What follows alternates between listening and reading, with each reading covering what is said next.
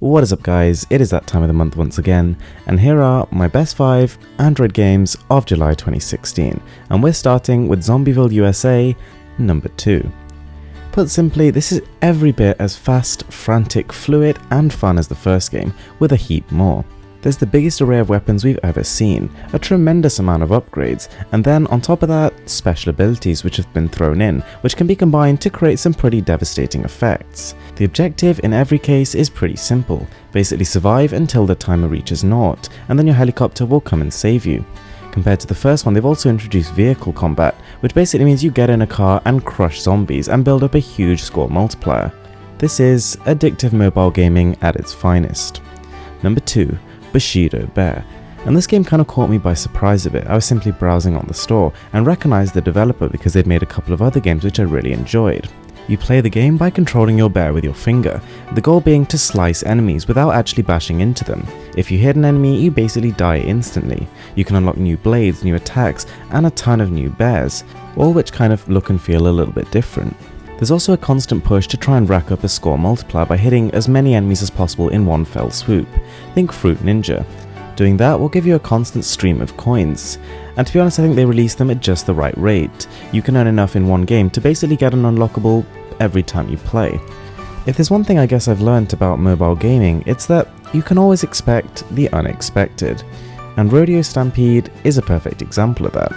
You spend half your time riding on jungle animals. So these are animals from various different areas. You've got the savannah, you've got the desert, you've got rivers, you've got lakes, all this sort of thing. The mechanics are really simple. You simply hold down and guide the animal you're on. If you stay on too long, you can actually make them angry and they'll become harder to control. You can then release your finger to jump from this animal to another one once you press down on the screen again. Once you get the hang of it, you'll be whizzing all over the place, and it's quite a satisfying method of travel. So as I was saying earlier, the game has 2 dimensions, the other one being the zoo. When you capture an animal for the first time, it appears in your enclosures. You can then upgrade the enclosures, which attracts a higher revenue stream, and also gives you abilities when you're riding and when you actually ride on those particular animals. There's a ton of rare breeds to collect, and before you know it, you'll be on mammoths, giraffes, even gorillas, and it's a hell of a lot of fun to see what you can find.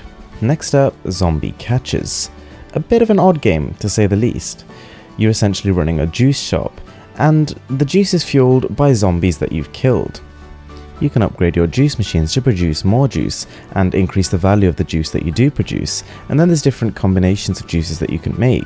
But this is just a backdrop, it's just an excuse to actually get into the thick of the action, which is the really fun bit here. You can travel a variety of different swamps, and you lure the zombies out of different grades by sending out brains. You can then use the weapons that you've unlocked and upgraded to try and capture them. And whilst it is a very fun game, it's worth bearing in mind that the pace does slow down when you sort of hit level 10. But I suppose that's kind of what you expect from a free-to-play game.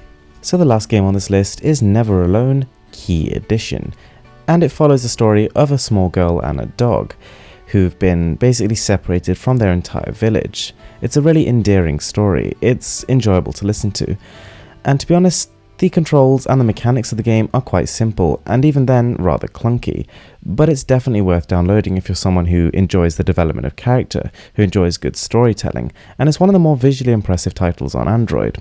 The only thing I would say is that the environments do tend to get a little bit repetitive, and some of the mechanics could do with some refinement, but they are working on it and improving it in further updates. The game, however, at £3.99 is really rather pricey, so this one I would say take with a pinch of salt. Anyway guys, thanks a lot for watching, I really hope you enjoyed this video. If you did, be sure to slap that subscribe button, and I'll see you next time.